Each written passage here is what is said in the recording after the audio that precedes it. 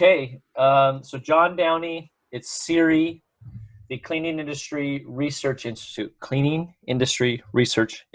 Executive Director of the Cleaning Industry Research Institute. Geez, that's a mouthful.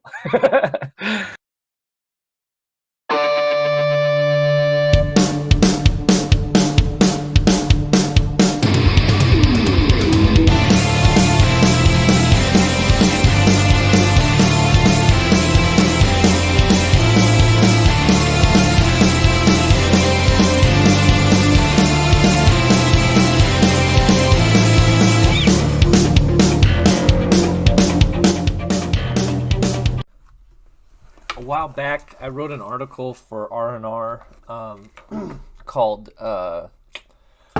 History of Collaboration, A Future of Advocacy. And so when I was doing that research, I was trying to figure out who I could tap into that would give me kind of really good pictures into the history of property restoration.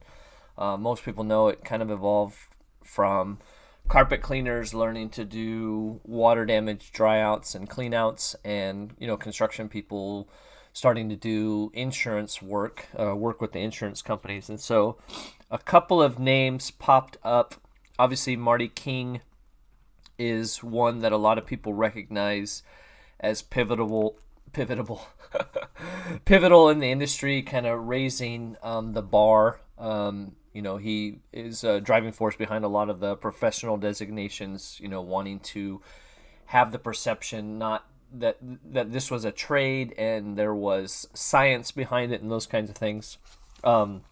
Ed York pops up, and almost all of these, there's I think Marty's pretty well beloved from what I can gather. Ed York is seen to be an abrasive kind of fight the system guy. And John Downey, our guest, talks a little bit about that. And John Downey, I came across an article he wrote. It was actually a speech he gave, but it's The Life and Times of John N. Downey IV, Trailblazer, Troublemaker, and Buckeye. So, from Ohio. But a century plus 20 years in carpet cleaning, a family odyssey spanning 5 generations. So, he was a guest on IAQ Radio, and they were talking about this speech that he gave. It was, number 545, if you want to go back and listen to that, from May of 2019.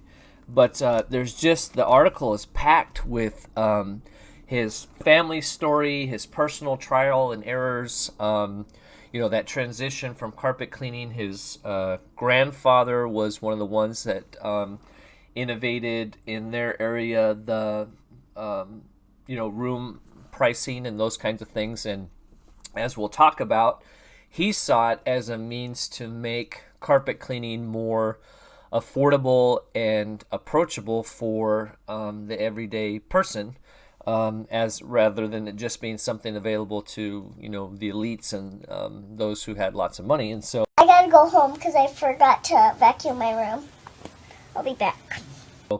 But it started kind of in some ways, the race to the bottom in pricing, where we are now with a lot of these types of services. And so, you could argue that was going to happen anyways. And so he just, got the ball rolling. And sometimes what you intend to do that's positive and has positive implications can also have unintended consequences. And so we talk about that. But John, in the article, is very transparent, talks about things that which is super interesting, because I've contended a lot of times, when we read these business books or biographies, you don't always get behind. Everybody isn't as willing to share the pinch points and the pain points and the moments where they just pooped the bed and made a mistake, or took a direction that really brought them to the brink. And John's pretty transparent and open about those things. And so that is our goal at the DYOJO Podcast. We say this is infotainment. We want to inform you, we want to entertain you, And the goal is to help you shorten your dang learning curve, right? For professional development. So we do that in a much more like a macro level on Pro versus Joe, where Brian and I are breaking down what it looks like for a construction company to transition into property restoration and insurance work. And with conversations like this with John, where you're just hearing, what it's like to be in a family business and all the lessons learned, just because you're the fourth generation cleaner doesn't mean you're going to make your own. I mean, most of us are pretty dang stubborn and have to learn by trial and error and make our own mistakes. And but the other thing is too is, just because dad hands the business down to son, doesn't mean everything dad did is going to work for son, right? It's a different market. There's different internal and external pressures and conditions, and you have to adapt. And like your business this year isn't the same as your business last year, right? And if you expect it to, you're in more trouble than you think. And so it just for me, it was a really fun conversation. We got to talk, take a little bit of a deeper dive into some of his personal experiences, and hopefully it's the first conversation that we'll do a follow-up on a little deeper dive into some of those things. But just a fun deal to talk to John about these things, get a better perspective on some of the history. He was there. So John started Cleanfax magazine. So let's look at his LinkedIn bio. So he's been publishing and managing editor for Cleanfax magazine back in 1988. He tells the story of how that got started, which is really interesting. And ran that for 12 years. One of his brothers invented the Steam Demon, and so he was working with him and selling that. Editor and publisher for IICRC, Journal of Cleaning and Restoration. More white papers and more technical papers and those kinds of things. And that was kind of when he started Cleanfax. It was, the magazine by carpet cleaners for carpet cleaners, and so it shot up and became premier, on the scene. He's had his own, went from having the big company to, really trying to be more niche and charge appropriately. And so that's an interesting part of what we talk about. President of Cleaning Science Publishing from 2017 to the present. And then now he's the executive director of Cleaning Industry Research Institute, CIRI, CIRI. And so we get to talk about that kind of at the end, what that looks like and those kinds of things. So fun conversation. I hope you get as much out of it as I did. I really enjoyed this talk. John's a very, humble and experienced person that has had a front row seat to a lot of the things that brought, property restoration in the 21st century. So, and we need to continue, evolving, adapting, and collaborating. And so that's fun. And you can read some of that. There's also a video Ed Cross and I made for a history of collaboration and future of advocacy, highlighting what led up to the RIA's, the Restoration Industry Association's AGA, Association or Advocacy and Government Affairs Committee. And so, that was back in April of this year. History of Collaboration, Future of Advocacy. There's an article on R&R Magazine as well as a video on my YouTubes. So there you go. Let's get after it.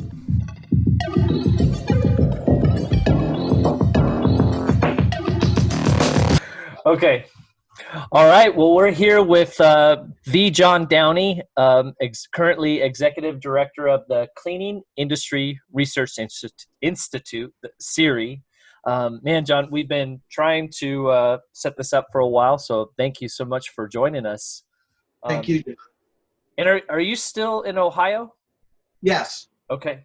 Yes. I didn't realize reading your I stumbled across your you were on IAQ Radio. You've been on there a few times with Joe and Cliff. And one of the episodes had a link to look like a presentation you gave at DuraClean Associates for the Life and Times of John Downey IV, Trailblazer, Troublemaker, and Buckeye. And I didn't realize. So Stanley Steemer also started and was a family friend, huh? In the or maybe not a family, respected competitor. Is that maybe a better way of saying it? The truth of the matter is that the founder of Stanley Steamer and my dad were drinking buddies.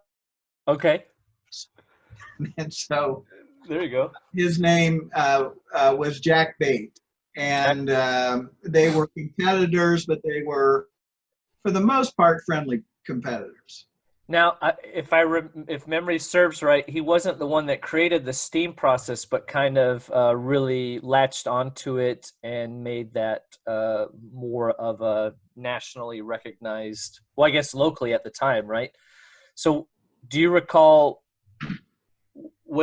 how was carpet cleaning done prior to steam cleaning? Because that's obviously the big way now.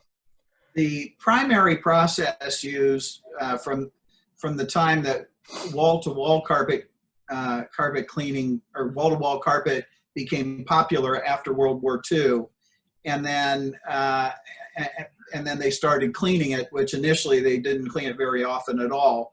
Yeah. Was essentially a shampoo method where a rotary shampoo machine would be used, typically with a product called Orvis, which is a type of shampoo. It has a very high residue content. And then a lot of times, at least in my dad's company, they would use dry wet vacuums to extract the excess. Okay. So was it a very effective cleaning method in terms of soil removal? No. Did it make the carpet look good? Yeah, it did. And they also were very fastidious at that time about vacuuming. So vacuuming is an important part of it. Actually, Bates was not early on the bandwagon of steam cleaning. It was if we have time, I'll tell you. I'll try and make it quick. I'll tell you a story about when my dad first introduced Jack Bates to steam cleaning, and Dad was doing a demonstration at a large bar nightclub in Columbus. And he was Dad was the original Steamway distributor in Ohio. Okay. And Dad was doing his demo, or he had his guy doing his demo, and Jack Bates walked in. I'm gonna keep it a little bit clean. I won't use the language that it was. But basically, Bates came in. They were both watching what was going on. Dad walked over to Bates and said, "That's steam cleaning, Jack. What do you think of it?" And his answer was, "That piece of something is never going to get the carpet cleaned." Dad said that within months, Bates was doing steam cleaning himself. Yeah. Within a year, he was making his own equipment. Oh, geez. Oh, wow. Okay. So Jack was smart. Really, what made Stanley Steamer what they are today, in my understanding, is they were really good marketers. Yeah. And the name worked. The trucks worked. They had some really, and they did a reasonably good job, especially in those days. And that's what is needed. So I give a lot of credit to them. I think they've done. I know they have a bad. Some people don't like them, but I think that the industry is better for having a company like Stanley Steamer. I really do. Bigger, better. I think there's an article recently in R&R, and they're talking about, don't paint the franchises with broad strokes. It's like, they may have a bad reputation here, and that's the trials of having multi-location or a franchise, right, is trying to get them consistent. So exactly, that's the key. That's what they bring. So is the evolution of carpet cleaning, I guess, too, at the period of time, mostly hardwood or solid surface floors, right? So you remember seeing the old pictures of taking the rugs out and hitting them with those special deals, and then obviously the vacuum. And in your article, you talk about, so in the Great Depression, was it your grandfather then that would go around in a flatbed truck in the rich neighborhoods and say, what is it? The Downeys are here. Bring out your rug, Downey. Yeah. Almost like a Monty Python. Bring out today! Bring out today! Bring out today! Yeah. Bring out your rugs. And then that's how they'd get cleaning. But then your dad, to the best of your knowledge, then, was he the first that you were aware of that kind of introduced flat rate pricing, or I think what you said now has been called room pricing, right? Or room by room? Now it's called room pricing. Yes, to the best of my knowledge, Dad initiated it. There were people that did it out in California, but I think that started in the mid 60s. Dad started in 61 or 62. I know it was very early 60s, and he advertised what prices that really, if you think about it in today's dollars, really, or in those dollars at the time, weren't bad. Yeah. He would clean, their company would clean a living room and hall for $19.95, or a living room, dining room and hall for $29.95. Yeah. And it was regardless of size. So what it brought, what that concept did, is it made it so that consumers would know how much carpet cleaning costs. He really wasn't more expensive than most other companies at the time, but his model allowed him to basically break that barrier down. Prior to Dad, if you wanted to have your carpet cleaned, you'd have to call them and they'd send out an estimator. Right. Then the estimator would prepare, and that was a barrier to growth because a lot of people aren't comfortable with that. Right. Or at least weren't at the time. And I don't think they are today that comfortable with it. If there are ways to reduce barriers, you should do it. And that worked. It worked extremely well for Dad, but it had its downside as well. Well, that's very interesting. Reduce barriers to sales.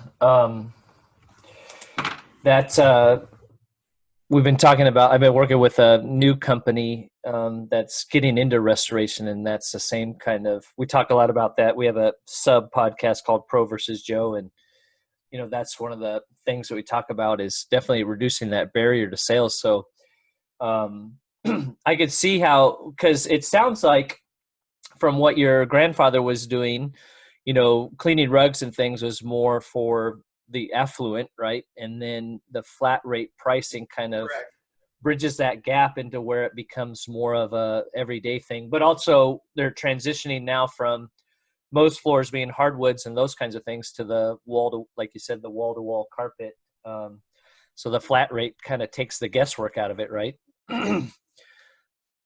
Exactly. And there was a tremendous growth after World War II in the housing market, and the houses after World War II, by and large, were being carpeted rather than hard surface floors.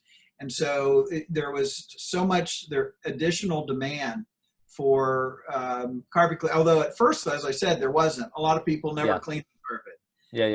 But as time went on, and they realized it's kind of gross down there. You got little kids. And it's pretty gross on the floor. So, that's where it evolved. So I do asbestos abatement, for 9 to 5. And so the 60s brought us two great anathemas then, asbestos and carpet, huh? Yes, exactly. He said he's not dead. Yes, he is. I'm not. He isn't? Well, he will be soon. He's very ill. I'm getting better. No, you're not. You'll be stone dead in a moment. Oh, I can't take him like that. It's against regulation. I don't want to go. Because exactly that, like, especially in water damage restoration, anytime you go into somebody's house, even if it's a clean house, and you roll the carpet back, it's just amazing how much, is just in the padding and underneath and everything. It's just it's the biggest filter in your house, right? And so even if you're good at cleaning, you're still missing a lot of, dead skin and dust and debris and all kinds of other things. So, you can basically only clean the fibers. And Gravity pulls everything down. Yep. The small stuff can get through the carpet backing system because it's not impervious. Yep. And it does. So yeah. As you said, it can be pretty gross. I don't know that I've ever been this excited to interrupt a DYOJO podcast episode. I guarantee you're not going to want to miss this. And if you dislike this ad coming up next, money back, guaranteed. It's in the mail. Hi, it's Ed Cross, the restoration lawyer, and you're watching the DYOJO Podcast, the finest in restoration infotainment. I interrupt this podcast today to talk to you for a minute about restoration contracts. You know, restoration contracts are kind of a strange animal. They're a little bit like construction contracts. They're a little bit like plumbing repair contracts. They're sort of like carpet cleaning contracts, but they're different from all of those. Why? One of the big reasons is that the parties are actually looking to somebody else, the insurance company, to pay. That's weird for a contract. The restoration industry kind of got itself started down the wrong path with contracting decades ago. How? Work authorizations. Work authorizations don't typically obligate the customer to pay any money. So if you go into court waving around your work authorization, asking the court to enforce it so you get paid, the judge looks at it and says, this doesn't obligate your customer to pay any money. Contracts need to have reasonably sufficient and definite terms. Do you need to state the specific dollar amount, lump sum price of every single contract you enter? It depends. In states like California, for example, time and materials contracts are illegal for residential work. In any event, no matter where you are, the contract needs to set out something that's reasonably definite so a court can figure out how much money the customer was supposed to pay. That's called consideration. For a contract to be enforceable, there has to be some value exchanged both ways between the parties. That's called consideration. The consideration needs to be outlined in an offer. An offer is something that gives the other party the ability to form a binding contract. But the offer needs to have some definite terms in it. If it doesn't, it's just an invitation to offer. Like a bid proposal, for example. That's not an offer. That's an invitation for the customer to make an offer, and if you accept that, then that forms a contract. If you'd like to learn more about contracts, head on over to therestorationlawyer.com or shoot me an email at edcross@edcross.com. And thanks for watching the DYOJO Podcast.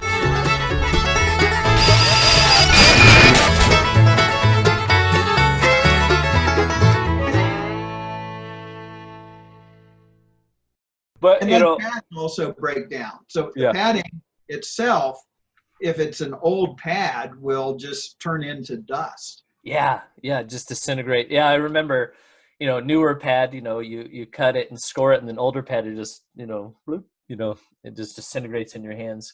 Well, I think you said that was Stanley Steamer too. It's not like they had a new concept or were doing anything special, but sometimes the companies that are better at articulating what they're doing, can get make a bigger niche for themselves just by communicating better or differently than others. I can remember I've lost several jobs over the years to people that just phrased it differently and thinking, man, why didn't I think of that?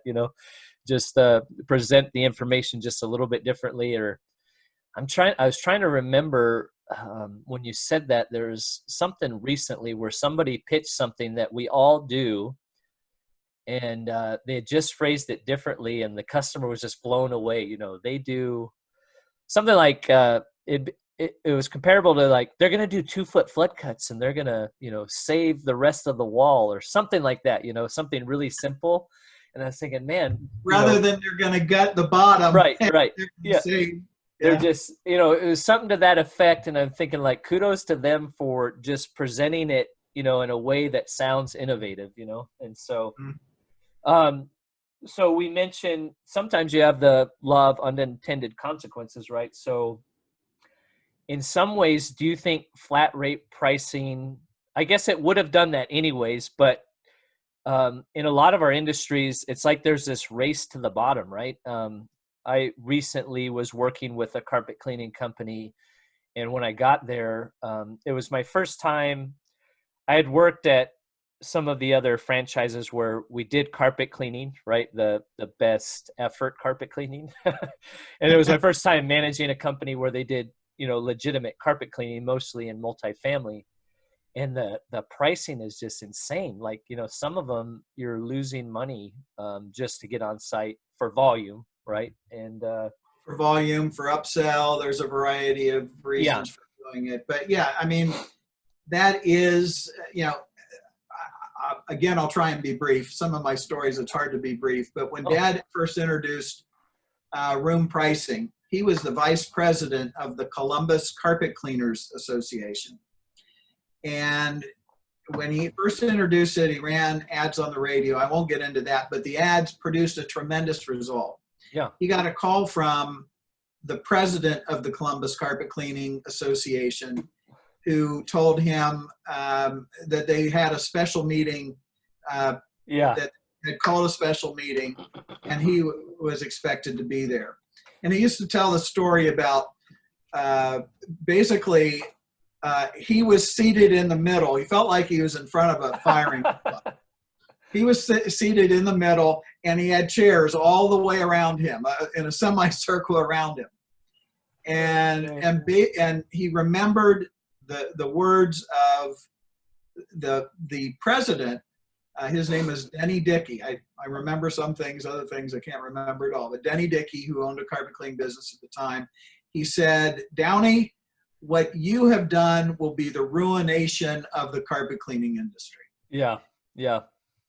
And Dad, when Dad would tell the story, he said, in some ways he was right. And he is totally right, because the industry is bigger, and I would argue better than ever, in large part because of equipment innovations and things like that, and including the franchises. But what it did do, and it's where you're talking about the race to the bottom, is it opened the door to what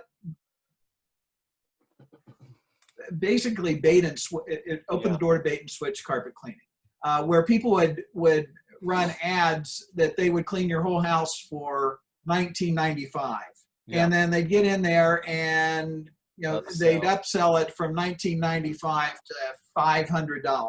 Jeez. And then they'd have a whole routine. It was a con. It was a scam. And in that sense, Denny Dickey had a point. Yeah, he was right, because by doing that, you do open the door. But as with most things, as you said, rule of unintended consequences, there's an upside and there's a downside. You have to try and focus on maximizing the upside and minimizing the downside. If you do that, you'll make progress. It doesn't always work that way, but usually it does. Yeah. Well, as you're saying that, I don't want to get political, but it's like even now, as people are trying to come up with solutions, right, to a multitude of problems, what your dad did made carpet cleaning more accessible to the everyday man, right? It removed the barrier. It made cost transparent, whereas, hey, if it's this, and this is the price. But it also made it to where you eliminate the professional estimator that supposedly knows what they're bidding, and make it so that anybody can bid, and then people find opportunities. So, in that sense, somebody was going to do it, right? It eventually, and if it wasn't flat rate pricing, it would have been something else. And I'm sure even at that time, there's plenty of people bilking people or charging for things and not doing good work. You'll just always have that. That's you're only as exactly. It's just, and a lot of times you don't know, you think you're doing the right thing, and it may solve the immediate problem, but you don't know what other problems it'll create. So tricky. Right. Yeah, I remember reading that they got him in the circle and definitely weren't very happy. He got kicked out, right? Or Yeah. at least Well, taken. actually, what it was, that was the last meeting of the association. They just he just ruined everything, huh? That's funny. I was turning to. So it was your grandfather. Your great grandfather started it in 1897. Is that what I read? Yes. Right. Yeah, we were ahead of our time. There wasn't carpet. Yeah. There wasn't wall-to-wall carpet at the time, but it was rug cleaning. Yeah. Mostly in-plant rug cleaning that was done. Well, and you talk about so your dad had. I think this is interesting. The family business. Everybody, you want to think you build something, and then your family would go into it. And so you talk about your dad struggled with alcohol. And you say in the article, thankfully that wasn't your affliction, but you became a workaholic. And then the challenges of running a family business, you said very simply, but very eloquently, the key is to keep the family and the business separate. Yes. Do you feel like, obviously success has different aspects to that, but what are, maybe for people that have family businesses or, close-knit teams, right? Close-knit team likes to say that they are families. Is there any words of advice you'd give to people as far as like how you keep family and business separate, or some of the things that you've learned about trying to navigate that better? Well, I won't say that I've always been that good at it. Yeah. However, I will. One thing, and this is really more. This is just. This is more unusual than common. My wife has never been involved in my business. Yeah. And never wanted to be. She never wanted me to be her boss. Yep. So by virtue of that provided a certain separation. Yeah. And the main thing I would say for advice is, I don't even know. I don't know that I'm right about this. I just know what's worked for you. It's worked for me, and it's what I have come to believe. And that is, there's nothing, I have 9 kids, so I have a large family, and only one of my kids is involved in the business right now. Actually, another one is kind of sort of involved with CIRI, not with the carpet cleaning business. But, I really feel it's important with your children to push it. And a lot of people that I've talked to who have done well have not encouraged their children to be involved in their business, but have encouraged them to go out, go to school, start a career, find your passion, pursue your passion. Yeah. And from what the people I've talked to, a certain number of the children will then come back to the business because they want to. Right. But there isn't this resentment that sometimes builds up. That there's no, there can be resentment. There can be feelings of entitlement that can be a part of it. Yeah. And those aren't healthy things. I really feel it's important to not do this with them. Not intermingle what is it's too easy to intermingle business with family. And when you do, and I know this from experience, you do psychological harm to, and this is what's important, to the family. Yeah. You spend time with your family? Sure I do. Good. Because a man that doesn't spend time with his family can never be a real man. Because you also, you end up making decisions in the business that are not necessarily in the business's interest because of the family. Huh. So those are the downsides as I look at it to family businesses. I would say that I'm agnostic as far as family businesses are concerned. And considering I'm a son of a son of a son of a carpet cleaner, with sons who have been involved and daughters who have been involved in the business, that's kind of weird to say, but I just have found it to be true. Yeah. Well, that's interesting. You mentioned that, on one extreme, kids that get into the business because of the family business can be very entitled. And then on the other extreme, they can be very resentful, and both Right. can create bad atmospheres. So I like that. Encourage them to be independent. And if they come back to it, that's awesome. And if they don't, so be it. Be your own person, right? Exactly. Do you really need to start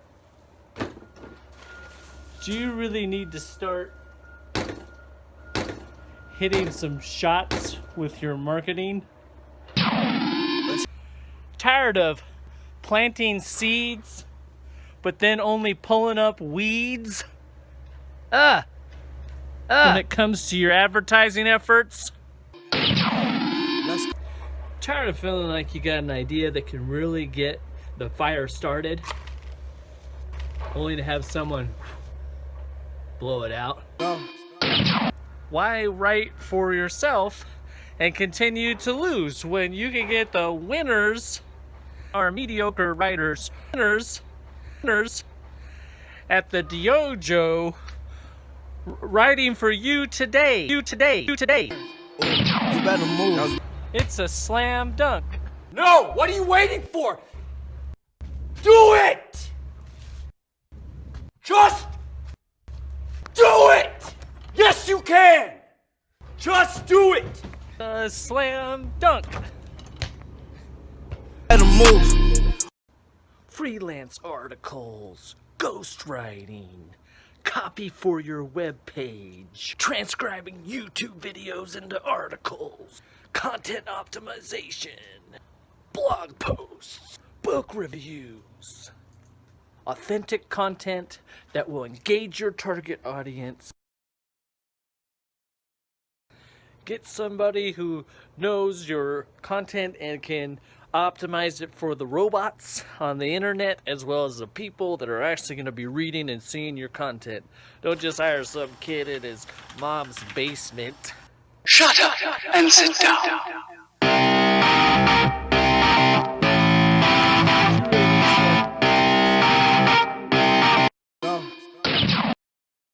You got it. You tried to get away, and then you came back to the family business, right? And kind of started a like a second office, basically, right, from your dad's business. Is that correct? Well, yes. I mean, I started my own business in a small. It was a very different business. Dad's business was a much larger business with a lot of people that worked for him, with a lot of crews. And I decided after I went through we don't have time to go into my whole life, but I went through a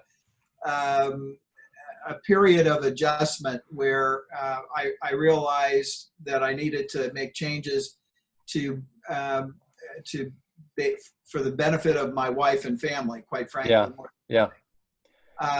But my dad had passed away, and so basically I bought the business from him, even though I did not want to be involved operationally. But then I ended up involved operationally. And at the same time, I started my own carpet cleaning business, a small owner-operator business. What I found was the two don't go together very well. They're very different business models. Maybe they go together if you're talented enough, but I'm just not talented enough. I was not able to successfully lead and grow a large business and also run a owner-operator type business in my hometown. And I found that, frankly, I enjoyed the owner-operator business more. So giving the family business to my youngest brother, who still has it today. Well, I can remember one of my first kind of coaching consulting gigs. There was a drywall guy, And he had said we were trying to get him to do more work for the company that we were working for. And he goes, I'm too busy.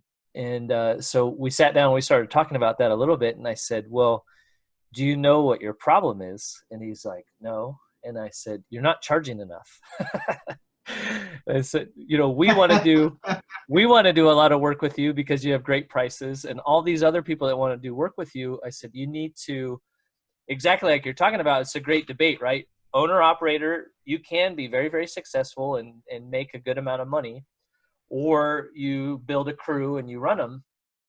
But the key is, so many owner operators are very skilled at what they do, but not necessarily on the business side. And so if they were making $25 an hour for X company, if I'm making $35 now or $40, I'm making bank, and not putting money aside for retirement or, fixing the truck and those kinds of things. And so I was telling him, I was like, man, you can do owner operator, but you need to charge a premium because you're the guy there. And, or if you decide to build up a crew, you still are going to need to charge more because you're going to need to add people. Have you found, because I think you're still running an owner operator, have you found ways to, is that kind of been the route that you've taken to, be able to charge more of a premium for your years of experience? And, ever since I started it with the idea in mind, because of all, I was involved in the industry with Cleanfax and learned a ton over the years from that. I never made the mistake of pricing too low. I went in with the idea that I was going to deliver the best product in the area, and I was going to charge as high or higher a price than anybody else, and I always have. And I do charge by the room, but my price per room is very high compared to others. Yeah. It's just, for me, I like the idea that you don't have the barrier of not having the price. I like the idea of not having to make 2 trips to people's homes. Yep. And you're right, John. What I offer in terms of my skills, my not just technical skills, people skills, business skills, etc. I should be charging a premium, and I do. There's too many people that have my skills though that are, and it's really gets to what you're talking about. And that guy, they're afraid to charge a premium because so often we're ruled by fear. And I just figured, what, if I'm gonna be out toiling, I better be making good money while I do it, because it's hard work. And I'm 63 years old now. And you said I only work a day or two a week in the field, but I do work a day or two a week in the field. Yeah. And it's hard work. I'm not going to do it for cheap. Well, I can't, that's carpet cleaning has not been, I can do, best effort cleans, right? I can do best effort cleans, and I've cleaned my house plenty of times. There's no way I would pitch my services. So, I was excited when I took that post and I was managing a carpet cleaning team. I'd get ribbed of like, you don't know how to do carpet cleans. So I was like, well, I'll show you what I can do. I'm never going to say I'm better than anybody. And man, it's a different thing. Residential and multifamily, is very different, where you're going to one site and maximizing it. And then multifamily, it's just crank. And, I got a lot of respect. I just, from that experience, and the bulk of my experience around carpet cleaning, kudos to you, because it seems like it would be a very difficult market to, separate. Because, back when the phone book was a thing, or even now Google, there's a billion, in any market, there's a billion. It's like Starbucks or whatever, but so is restoration now, right? There's more restoration companies than there are more and more. The thing about that is, and I am fortunate by the market that I serve.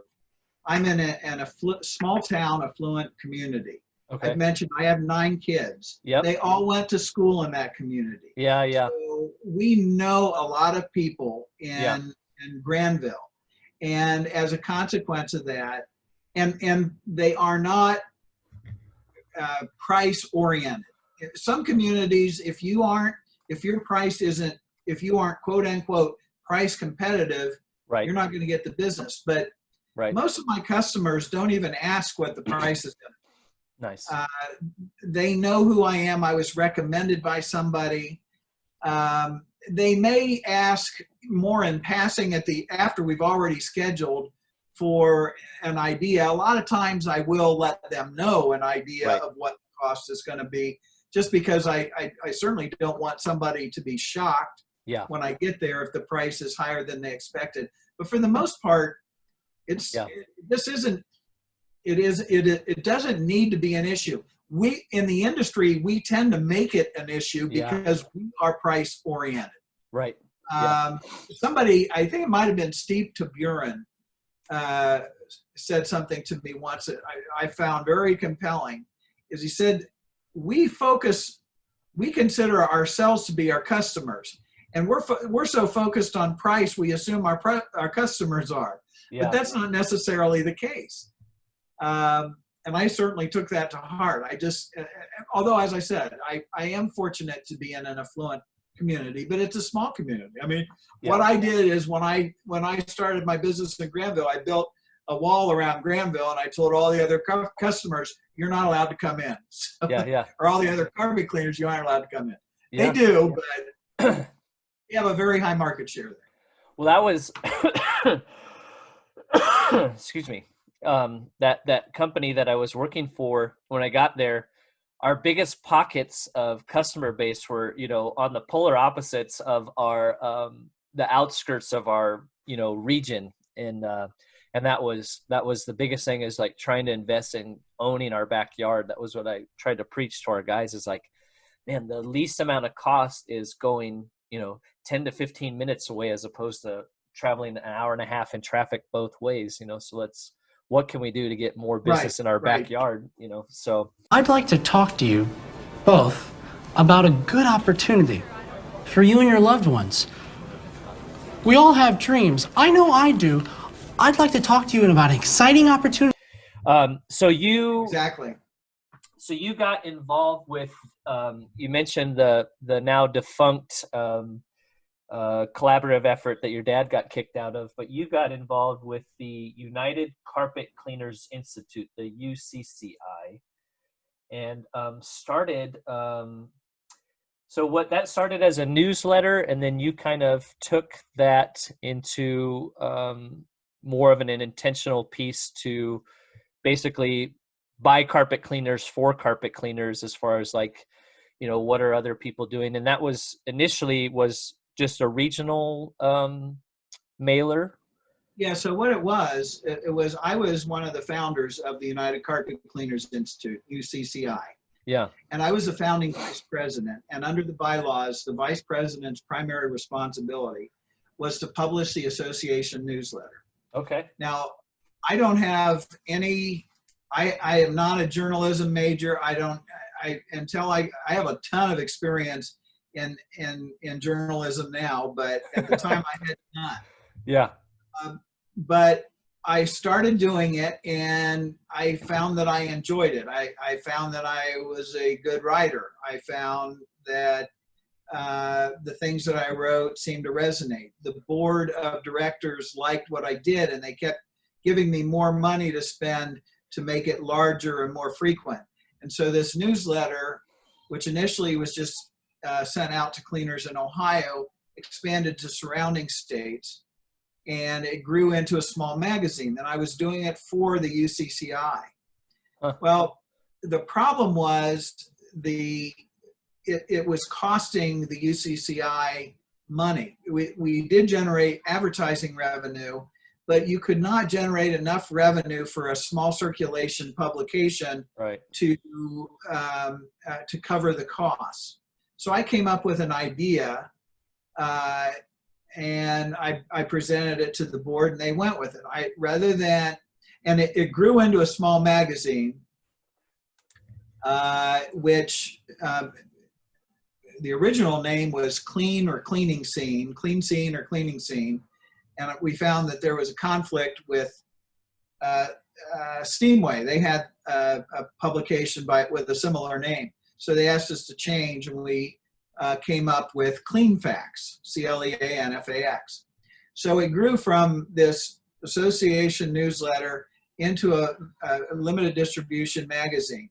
And I went to the board and I said, I'd like to take this national. Initially, I asked them if the UCCI would like to go national. Right. And they did not feel they could do that. So I said, well, I'd like to take the magazine national. Wow. And what I want to do is I want to have a national magazine, and it will have regional editions. And in Ohio and surrounding states, the regional edition will be the UCCI. It will be the UCCI's publication. And I will do it. I will own it. You will have no risk, no liability. But there's going to be a section of the magazine that I want you to provide the content for. We're going to let you have the back cover of the magazine to market UCCI and things like that. So they went for it. So with that was when Cleanfax was born. And initially I was working with the UCCI, another organization called the ACT, which is no longer around, and the Mid-South Professional Cleaners Association, which is still around. They may have a different name, I'm not sure. But it grew to where, and we were publishing it nationally, all 50 states. Wow. But we had regional editions where we had regional association sponsors. And that grew from 3 to, I think we had 10 or 11 regional associations working with us by the time I sold the publication in 1997. Wow. So that was kind of, to the extent anybody knows who I am anymore, it's usually because of my days with Cleanfax. Cleanfax. Well, so that was, Cleanfax became the primary business in 1988, right? And then the first nationally distributed issue was March, April of 1989. You said in the article, you said it was also nearly the last. It was quite a feat to get that off the ground. More, you realize you bit off more than you could chew? It was a nightmare. Well, the problem with it was when I started publishing, when that issue was going out, we were on the edge of where conventional digital switching into desktop publishing. Yeah. And the first issue, it was supposed to take like 30 days from the time I got the magazine into the printer till they did all their manual work in order to prep it and get it ready and then print it and distribute it. Wow. It took rather than 30 days, it took like 70 days. And I didn't have enough money to cover me for 70 days. And I wasn't going to bill my advertisers until it was out. So basically, I barely survived. I beg, pardon, and steal. Well, I hopefully didn't steal, but I might have. I'm not sure. But during that time when I was waiting, I made the decision to switch to desktop publishing. And I bought a Mac system, which, it was ridiculously expensive, but it saved me a ridiculous amount of time and money. We went from 70 days to, I think it was 70 days, to less than 30 days turn time from the first issue to the second one. And with that, we were good. We were good to go. We moved forward from there. And you could do it yourself, right? So you weren't outsourcing it. Exactly. Everything. Well, it was sent to the printer, but basically we produced the files so that what went to the printer was what are called page proofs. Yeah. So all they had to do is output them and then make plates and go. It's even more simple now, but it's so simplified compared to what it was previously. Yeah. Yeah.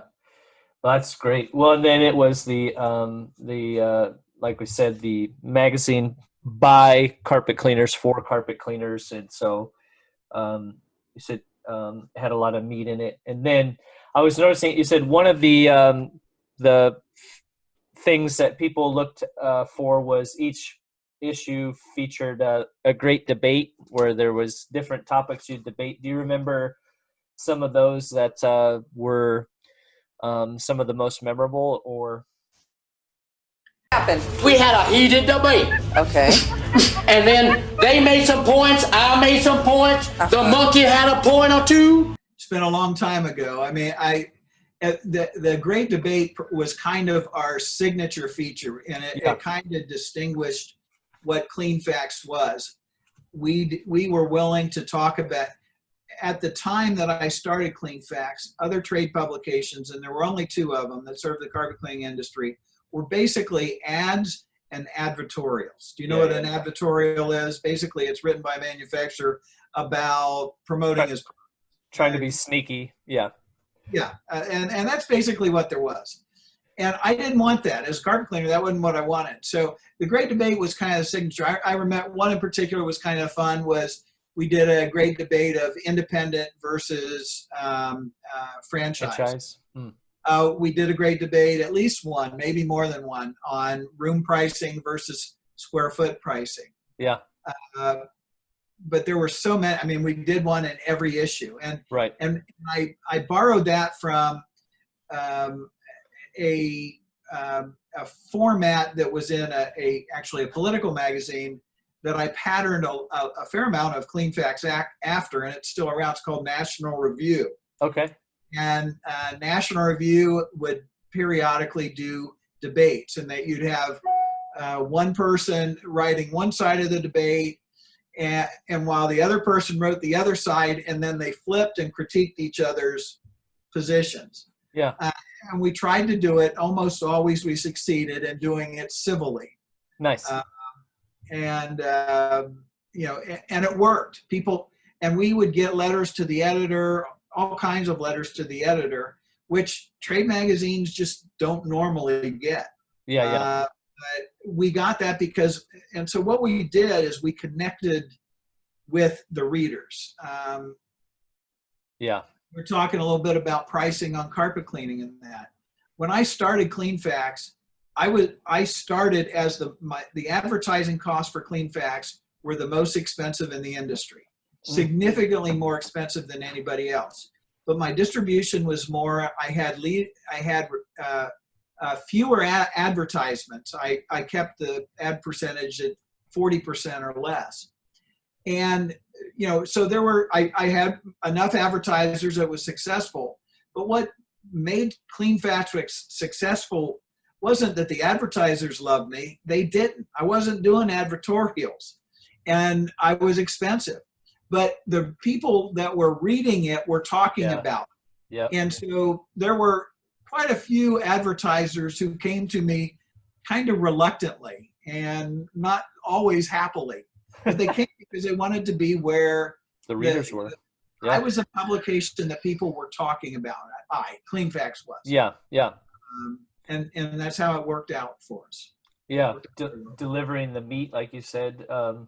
One, I think you talk about one of your competitors was ICS, but they were kind of fat and happy, and so they kind of slept on you guys and allowed you to gain some steam before they really tried to run you out.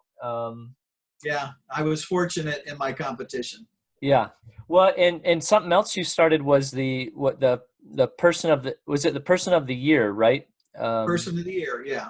And we were talking offline. One of the years you gave that to so I'm not as sure if everybody's quite aware, but the IICRC and what is now the RIA, which at that time was the ASCR, right? Right. Recently, they've come together and tried to recognize each other's strengths and be more collaborative. And for people that are aware of the history of the industry, I think the years that I've been involved, it's kind of been, they kind of ran as separate entities, not really integrated. But at the time that you were writing, there was some heated debates kind of leading up to like the S500 and those kinds of things.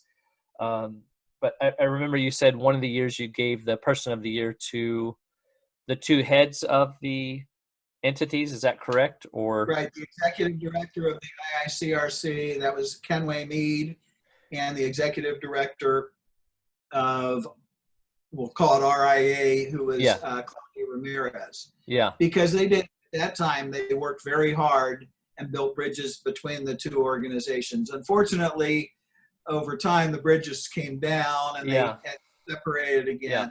Hopefully, the work being done now by Mark Springer and Craig Kersemeyer and others is going to be longer lasting. I'm because of where it's coming from and because of the recognition at this point that it's in their mutual interest to be working together, cooperatively, complementary, not complementary strengths in order that and also the individuals involved. I'm pretty confident that it's going to turn into a relationship that's going to hopefully last long term, indefinitely, forever. I mean, I don't know exactly, who knows exactly what's going to happen, but they certainly have made giant strides in the past few years. We now travel back in time to an earlier episode of the DYOJO Podcast. Well, you're not just on a podcast, you're on a podcast within a podcast. And I'm on YouTube. On probably one of the premier podcasts in the space. Like you said, the number one podcast that has the DYOJO Podcast as the title, right? That's what you said last time. No one else can claim that. There's no other podcast leading in the space of the DYOJO Podcast. So, and I don't think, I am on a subset of that podcast on the Pro vs. Joe. On Location Podcast. Pro vs. Joe. Oh, that's it. I've had it with this dumb. Pros vs. Joe. Pros vs. Joe. Okay, so we talked a little bit about how Brandon got in. So let's break it down to marketing. What are some of the turnoffs? Maybe what are some of the worst approaches you've experienced as a property manager? You mentioned the Panera, like just a generic approach, right? They had a very generic approach. And then when you call them to actually deliver on what they promised, it's not there, right? If you know how I feel, why would you say that? Like, you put me in such an uncomfortable situation. Like, you know I'm not happy. I think it goes back to like what we talked about earlier with awareness, where property managers never have time. Yeah. Property managers barely have time to take lunch. Yeah. It's the I can't say most. It is a thankless job. Yeah. You are always the bad guy. Yeah. All the tenants hate you. The landlords think you spend too much money. And it's just you're in a constant battle. Yeah. And I remember there was a couple HVAC companies that would just, every time we'd get a new property and they'd hear, because when a property sells or there's a transition in management, you have to notify your vendors. So naturally that's when the wolves come out from the salespeople and they're just like, I got to call this property manager and get this client. Hey, Brian. Yeah. I heard you took over this office building. It feels like somebody wants to sell me something.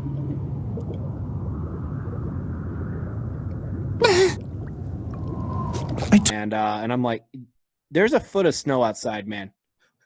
He's like, yeah, but can I set up a time to come in and talk to you? No. I want to talk to you about air conditioners. Yeah. It's cold, there's snow, and I don't give a F about our quarterly maintenance right now. Okay, man? Oh, man. Send me a proposal. Yeah. And realistically, it's HVAC maintenance. We're probably just going to stick with whatever's in the budget.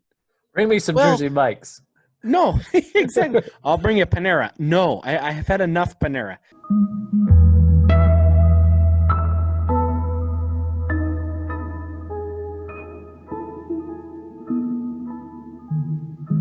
Do you have any, because you've been involved a lot longer than I have, so I would say I'm more post-Cold War, right? Like, it sounds like at one point it was pretty heated, and I think in the bulk of my experience, they haven't worked together, but they haven't been adversarial.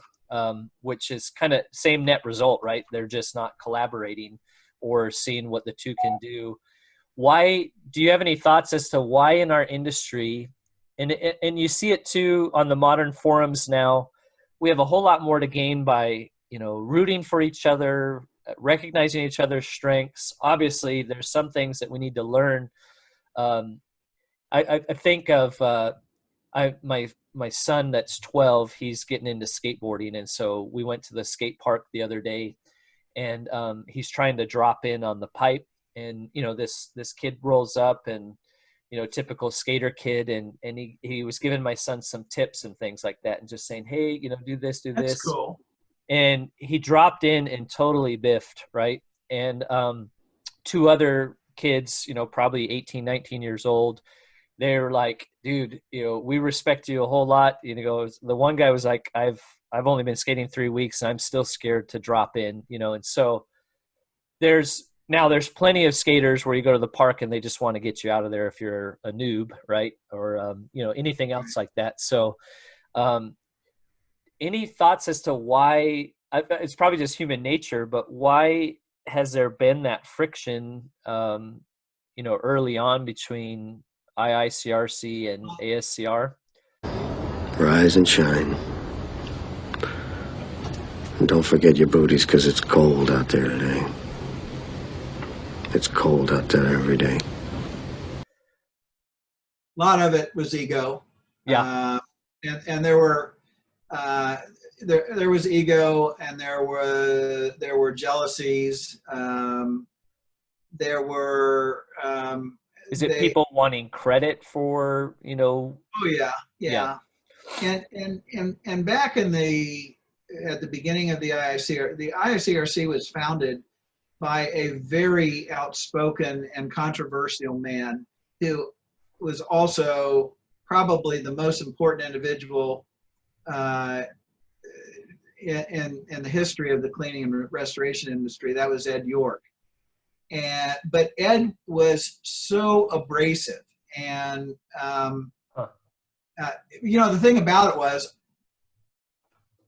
I absolutely loved him, but I saw how abrasive he was, but I could not make myself not like him, because he was a very likable character. I mean, he would get furious at me. I mean, and what would make him even more furious was I almost had to start laughing. I mean, Ed was a lot like my dad. Both were contrarians. And Ed always saw the opportunity that was on the other side of where everybody was. And Ed was the guy who started the IICRC. He started certification in the industry. He set up probably the first Jan Sand distribution company. He started one of the first franchises. He started and this was a big part of it, he started a trade association that competed with ASCR called the SCT. Okay, and yep. Started all those things, and he was, this won't do justice. This will kind of come up bad for RIA, but to some extent give you an idea of the way it worked. He was like Rodney Dangerfield was. No respect. Exactly. Sorry, I cut you. Well, no, in what's the movie about the golf? Caddyshack. Yep. He was like, he would just do things to annoy, and that was a significant part of it. There was also things where RIA felt, and the truth of the matter was, RIA for the most part had better educational products, better programs, maybe more sophisticated, more professional, but they didn't really appeal to the rank and file of the industry. Yeah. Yep. And so York captured that, and that's where the bulk of the industry was. It still is. And so that was where it was. And then, then as I said, you get into personalities and egos, and and there were some really strong personalities in both organizations. But I give a ton of credit to Craig Kersemeyer with IICRC, but especially to Mark Springer for basically, making that we're going to wipe the slate clean and start over and see if we can make something of this relationship. Yeah. And he got the partner in Craig, and they have done that. Well, would you say, I remember, Rex Ryan, football coach, when he was at the New York Jets, he said he was getting a lot of praise. He was helping them get to a certain level, and there was an article that was really complimentary. And I think he was in an interview, and I remember as part of the interview, he said the same things that they love you for now, they'll hate you for tomorrow. So it sounds like maybe Ed's one of those guys where it's like you love him maybe and hate him, right? Like it's kind of all in the same package, right? Just depends on the scenario. But it still seems like that's the issue, is you have the guys that have done it and been around, both aren't respected maybe by some of the younger guys, and some of the younger professionals coming in don't always look at the history and respect the history. And to some degree, that's just the nature of where we are, right? Everybody's so stinking busy. It's not like, I'm going into carpet cleaning or property restoration, but first I'm going to learn the history. It's like, no, I got to make money and feed my family. And then on the other side, some of the older guys and gals that have been in the industry don't always make room for the new people. And, if it's on social media or something like that, they'll be the first to, well, your picture had this and this in it, and just rip them to pieces, rather than maybe send them a private message and say, hey, are you aware, da, da, da, da, da. And I'm sure there's plenty of that going on behind the scenes, but, it just seems. I think there's a fair amount of it, but yeah. And there are generational divides. I hear a lot. I'm a, what am I? You're not Gen X or millennial. I'm You're a boomer. A boomer? I'm a boomer. Okay, boomer. Yeah. And a lot of boomers just can be highly critical of millennials. And I know it also goes the other direction. And one thing I found is the criticism is misplaced. Yeah. Yeah, millennials, but in a lot of ways, millennials are, they are a lot like boomers, and that boomers were pretty darn. We knew everything. We weren't listening to anybody else. But in other ways, they just do things different. They use technology effectively. They don't want, one of the things that the old people of the industry like me have been wringing our hands about is the fact we can't get the young people to get involved in things, in trade associations and this, that, and the other. Well, it's not that they won't get involved. It's just what involvement looks like to them is different than what it looks like to me.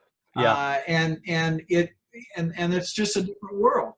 And I was at a conference in January, and the guy was talking. He had a great point about millennials. He said, all you boomers are judging millennials based on where you come from. Yeah. You've got to understand they did not grow up in your world. Right. They grew up in a different world. Yep. And the one thing that is happening, and you're probably a millennial, I assume. I'm right on the cusp of X and millennial. So okay. And I have kids that are right on the cusp as well. But the world just that you grew up in was so different. We don't have and the other thing is, frankly, millennials are a lot more industrious than boomers give them credit for being. Yeah. They're just industrious in different ways. So everybody needs to give cut each other some slack. Well, I was writing an article on, the opposition to like $15 an hour minimum. And, that's the one thing is like in our industry, like, why can't we hire somebody? And it's like, well, if you're hiring people for less than $15 an hour where they can go work at McDonald's or they can crawl in a crawl space full of human excrement, yeah. I mean, it's a smarter decision to go work at McDonald's, Yeah, baby. All right, let's do this. Sports marketing. Yeah, sports marketing. Yeah, sports marketing. Make the deal. Yeah. That's bear scat, gentlemen. Yeah. So you have to find other ways to, engage and attract the workers that you want. And, like you said, that's absolutely true. Yeah. So it's not that they're less industrious; they're just smarter than us. Exactly. Well, I want to be mindful of your time. And I feel like I talk for hours and hours because you have such a bridge between, the family and where you're going, but and where you are now. So without trying to go too quickly through everything, so you sold Cleanfax built that up into a business and sold that in 97? Stayed on till 2000. Okay. As the editor, right? And then as editor of Cleanfax, yeah. So then you went back into working. Actually, you went back into the family business, right? And then tried to run the business on the side. And then 2007, it kind of all came crashing down, like all of the various things that you were trying to keep running kind of ran out of steam, right? Yes. There was a little bit more in between, but yes, that basically is what happened. In 2005, I stopped. I was running a company, Steam and Demon company that was developed, that was started by one of my brothers. Had me on the road a lot, so I left. Basically, and to understand, the key is I have a very large family. And I was on the road all the time because in order to make this company work, I had to work with distributors all over the country. We were doing training and things like that. So I was on the road a lot. My wife then is having to be mom and dad to 9 kids, including 7 boys. And boys are never good as teenagers. So at least my experience is. So your 12-year-old, love him now. Yeah. Well, I've got anyway, I stopped. I basically made the decision to transition from that, where I was going to be home. I started this owner-operator business in Granville, and honestly, I went broke. I tried to downsize. I was making a lot more money before. The carpet cleaning business here was successful, but success for an owner-operator carpet cleaning business getting started is different than success running a national or international manufacturing company. Yeah. And I tried to downsize. We ran into then the economy went bad, so it all kind of came crashing down in 2007, 2008, something in there. I ended up going through personal bankruptcy, and from there, I mean, I basically just kind of have rebuilt things. Still have the owner-operator carpet cleaning business. The family business I gave to my brother, my youngest brother,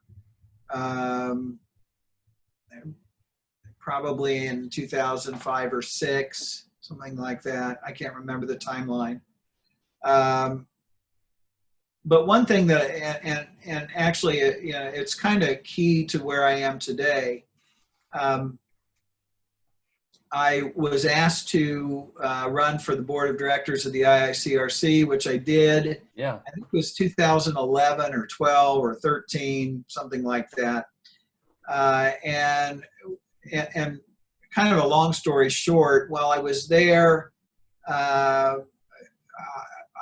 came up with the idea of the IIC, and actually it wasn't a new idea. It was an idea that goes back decades to a conversation I had with somebody you may or may not know, John. His name is Mike Berry, Dr. Michael Berry. He published a book that should be on everybody's bookshelf in the cleaning industry. It's called Protecting the Built Environment, Cleaning for Health. And back in the day of Cleanfax, Mike and I had a conversation, and he told me, he said, Downey, you need to publish, forget these trade magazines, you need to publish a peer review journal. I need you to bring the science of cleaning into the cleaning industry. So, what I told him at the time is, Mike, that's great. I love the idea, but how do we finance it? How do we make it work financially? Well, we weren't able to. So it was probably 25 years later that I brought the idea to the IICRC, which does have deeper pockets. And there's a deeper story there, but the short story is I ended up as editor of a new technical journal that the IICRC started called the Journal of Cleaning, Restoration and Inspection. And I did that for 3 years. And 2 of those years, we also did a technical conference, a symposium for the IICRC. The idea of the technical journal, and just so that you understand, a peer review publication and peer review articles are not like trade magazine articles. Right. They're long, they go through a process called peer review that is difficult. I mean, a given paper that I would edit for the technical journal might take 40 to 80 hours of my time. That is just as the editor. Plus there's the time of the author and the time of 3 peer reviewers. So but what comes out of those articles is good, is proven information. It does not have marketing hype. If it is based on research, the research has been validated, right. And it's going to include citations. In other words, it's a building block for making sure that what we are teaching, what we are doing and teaching and communicating is based on sound science. Yeah. So I did that for, as I said, I think about 3 years for the IICRC. Without getting into a lot of detail, I will share that periodically the IICRC leadership goes through revolutions. Sure. Usually, change in vision. They're usually not bloodless. Yeah. And one consequence of a revolution was that the people that came in, replacing the people that went out, they did not like this idea of the technical journal. And so it took them a while, but they killed it. And, but what we started with that, remains, or it continues. And that what I did after that happened is I spoke to the people at an organization that most people in our part of the industry don't really know. Yeah. The Cleaning Industry Research Institute, or CIRI. CIRI was started in 2005. Mike Berry was very involved in it. But it was involved primarily in the janitorial cleaning industry, building service contractors and in-house cleaners, that part of the cleaning industry. Well, it had done some things, but in recent years it had become pretty inactive. And I won't get into why, but it had. But I went to them and I basically told them of the story of what I did with the IICRC. They were already familiar with it because I knew several of the people, and They had actually worked with me on one of the symposiums. And so we basically revisited the bylaws, we reworked things. We decided to incorporate the professional cleaning and disaster restoration industries with the contract cleaning industry, and have built CIRI up. We also have we started a publication called Cleaning Science Quarterly. It is in its second year of publication now. Is that print or journal or digital? It is both paper and digital. So yes, it comes both ways, Mr. Millennial. That's probably the biggest difference between millennials, in my experience, and boomers is we still like our paper. Well, that I prefer reading books on I want to have them in my hand, and I do prefer the journals. R&R just recently went, 100% digital. So, but I mean, major publications have like Newsweek and those kinds of things. So, right. Yeah. Right. So that is print and digital. That's great. Okay. So CIRI is actually, CIRI is it's not the only thing I'm doing, but it's a significant part of what I'm doing. CIRI is a research organization as well as communication organization for cleaning science research that is maybe done by us or by others. We also have symposia, annual symposia in March, and this was kind of a breakthrough for CIRI. We did a symposium on COVID-19, March 31st, that it's basically scientific. It was science-based information on COVID-19 and pandemic preparedness. And we had, and it was crazy. It was because we went from having a small in-person symposium in Cincinnati to an international symposium, live stream symposium with over 1,000 people attending by the end of March in about a 3-week period. But that was kind of for CIRI, that's kind of a signature accomplishment or activity for what CIRI is about, because CIRI is about cleaning science.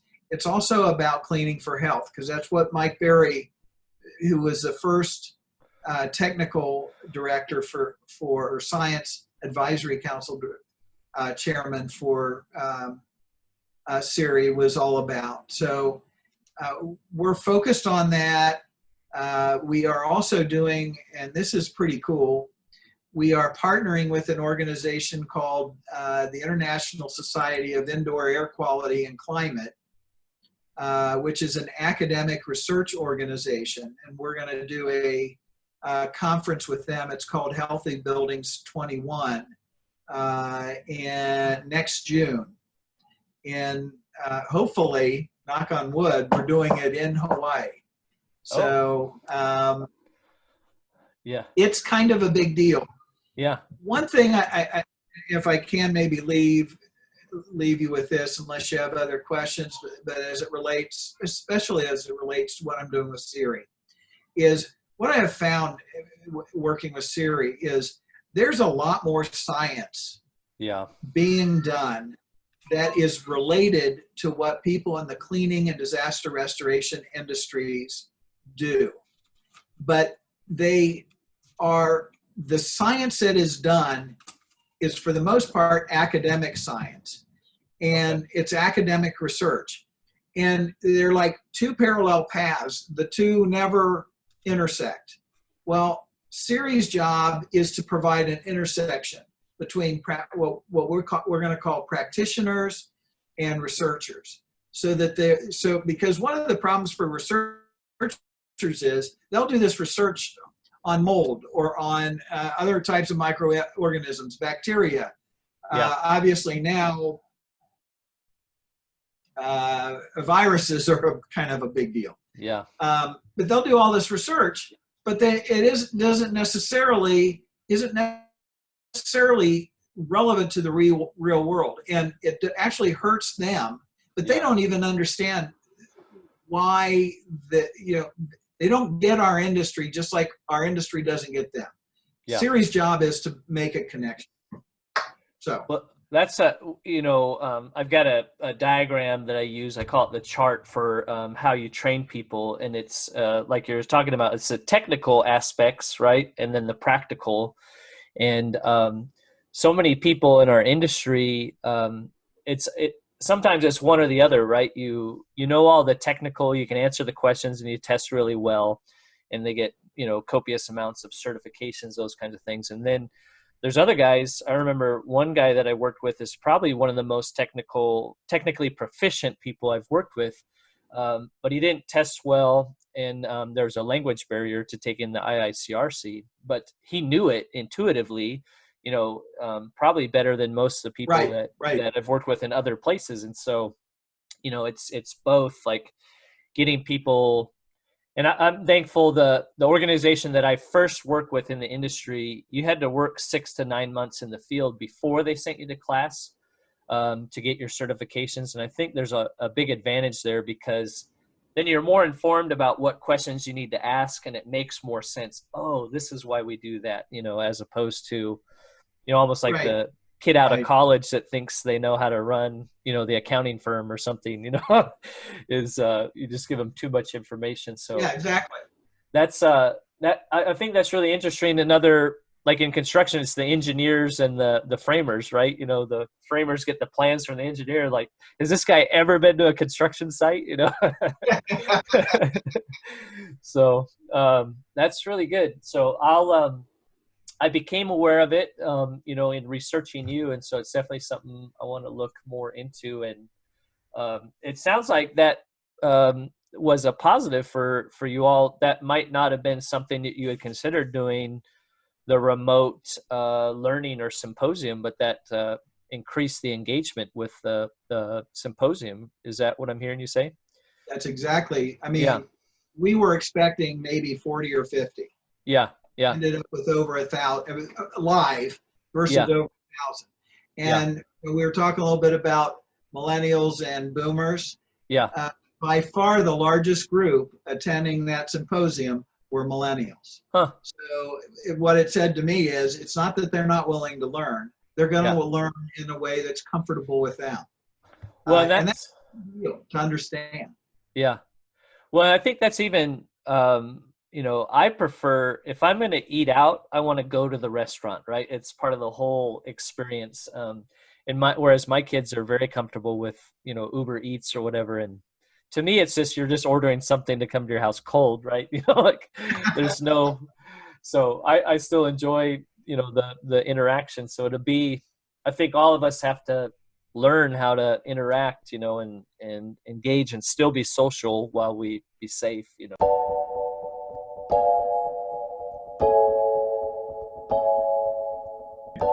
It's really easy to change language. When this first came out, everybody was talking about social distancing, and I'm like, what the hell? I'm not going to socially distance from anyone.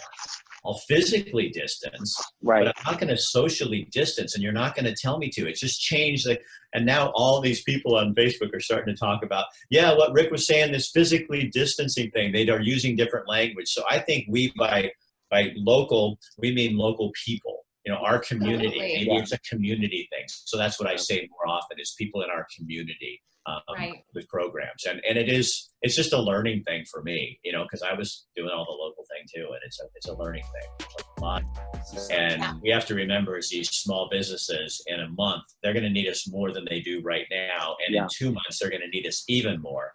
So instead of kind of coming down off this thing and thinking, okay, things are back to normal. It's not going to be back to normal for a lot of people. So I think this is the long haul thing, The realities of how important it is to buy local, support local.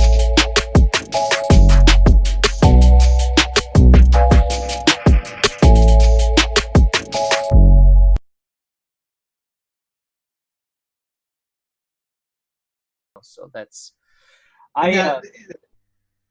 sorry. Yeah, that's difficult. Yeah.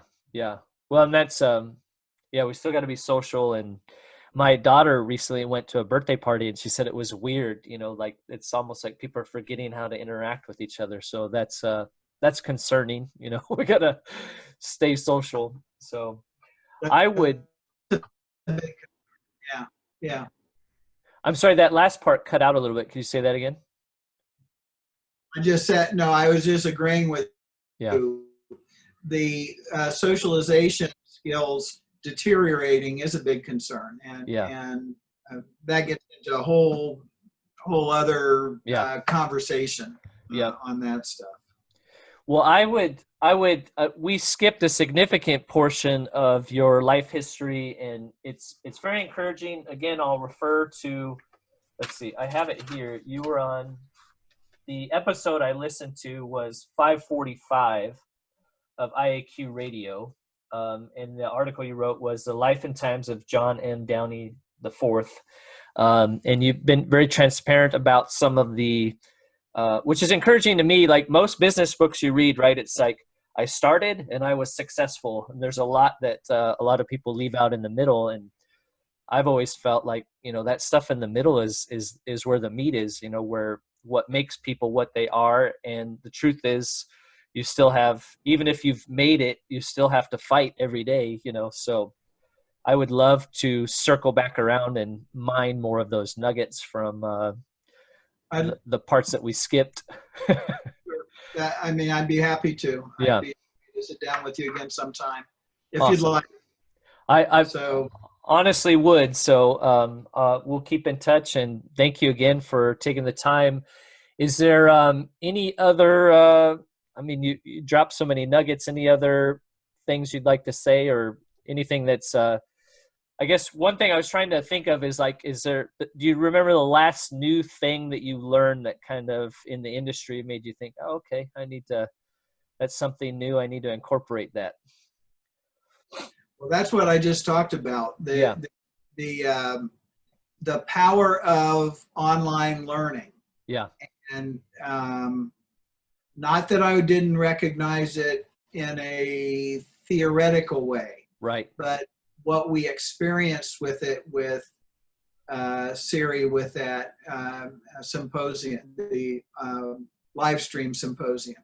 It's kind of to my mind, and it is interesting this is certainly not unique to me. We are all seeing, we talk about the new normal. We're all seeing things that are transitioning. But in that area in particular, and I agree with you. I think if you don't interact in person, like going to a convention, going to a conference, there are benefits that you get that you aren't going to get just by looking, watching presentations on a screen. It's those things are important, but there's a reordering going on. And I honestly don't know exactly where that reordering leaves us when all is said and done, but it's important that we understand what it is. Yeah. I think it's important, a silver lining of this pandemic is that several things that we knew needed to change, but we were resisting. But there was resistance. They were moving in a very sluggish way. Yeah. And I view online learning as significant as anything in that area. All of a sudden, those things, and we figured out how to do it. Yeah.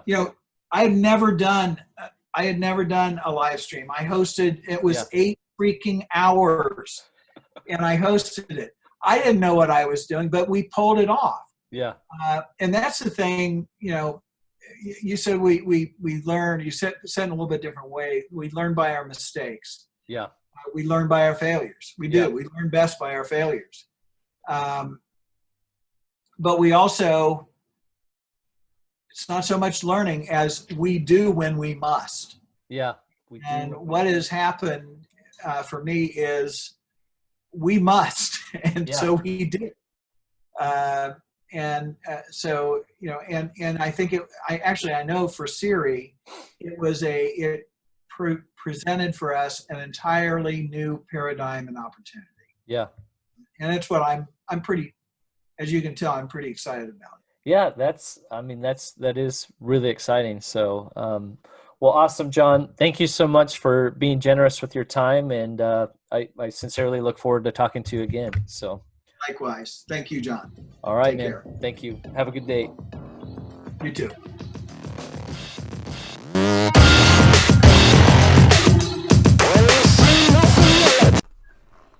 What a cool little view into the history of carpet cleaning. So, you know, you got great grandpa, flatbed truck going through neighborhoods, you know, mostly affluent neighborhoods, right? You know, bring out your rugs, bring out your rugs. and you would, you know, think about it like hard surface floors, and you'd take your rugs, they'd haul it off, clean it, and then bring it back, and that was how carpet cleaning was done. So a lot of trust, and, you know, obviously, you know, inventory and those kinds of things, making sure you return the right rug to the right house. And then we, in the 60s, go wall-to-wall carpet, right? So it makes floor coverings maybe a little more inexpensive, a little more accessible.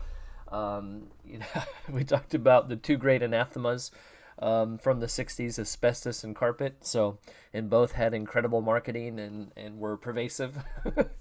You know, one has a little higher, you know, side effects, consequences. I don't know. You could argue carpet maybe. I mean, just a trap, a filter. If you've ever lifted up carpet, you know, those of you in property restoration know, you know, you lift that carpet up. Oh my gosh. All the dirt and crap that's under there, dead skin and everything, and then, you know, all the impacts from that and those kinds of things. So, pretty wild. I thought John had some really good insights for, you know, family businesses, making sure you keep business separate. I think that's important even when you're not in a family business, but, you know, try to keep work at work. I remember reading this story about a plumber. Every day he would come home, he would like rub this the leaves from this one plant, you know, going into the house, and someone asked him, why do you do that? And he goes, that's my cue, you know, that work is over, I'm now home. And I remember looking that up and, you know, reading an article about someone, like, for them it was turning the light off and closing the office door. That was the signal. I've now left work, I'm going home, I'm going to engage at home. A lot harder to do nowadays with remote work, you know, and a lot of us working from home. There's advantages and disadvantages, and so pretty wild, you know, but just inspiring story from John, you know, having to adapt and readapt, and you never make it, right? You know, it used to be people would say, if you make it past the first year, you have a better chance in 3 years, and if you make it 5 years, you're set. And, you know, it's just not the case. And so you got to keep adapting, keep growing, keep developing yourself, keep developing personally and professionally. And interesting, some of his perspectives on some of the, like the great debates and where IICRC and ASCR, which is become RIA, were back in the day, and maybe some of the ideas there. So, and just the ongoing, you know, need to collaborate. And, you know, I think what's great, what they've done now is kind of identify, we are great in this area and we kick butt here.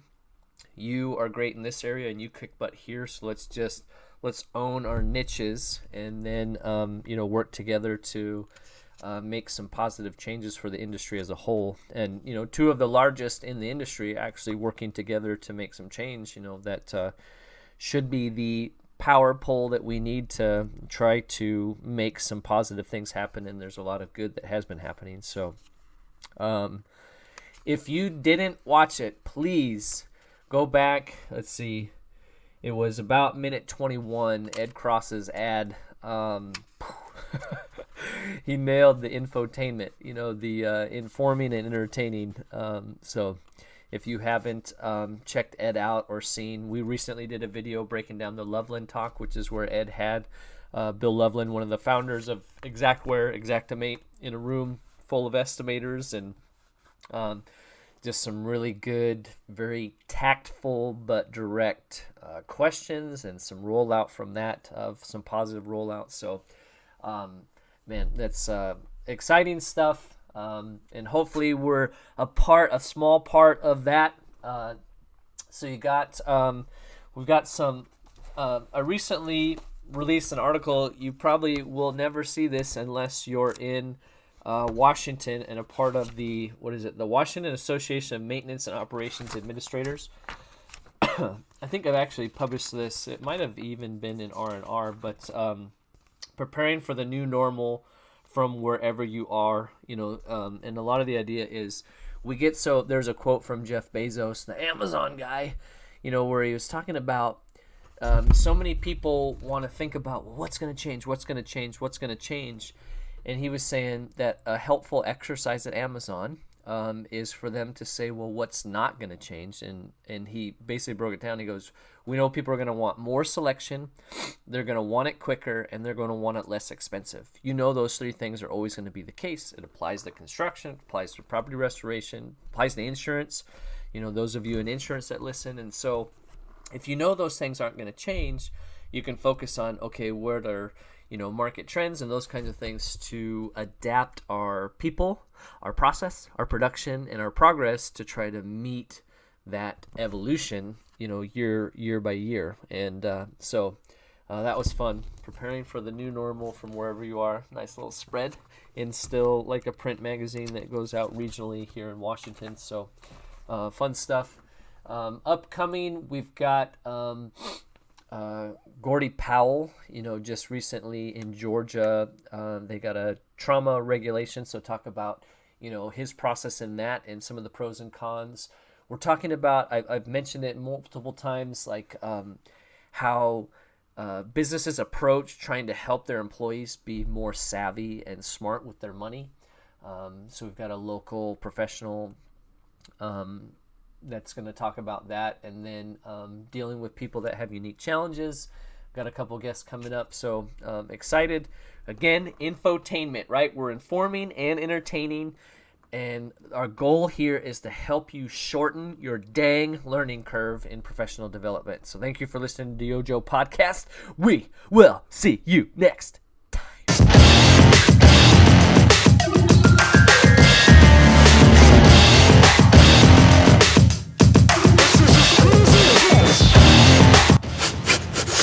This is the stupidest thing I've ever heard.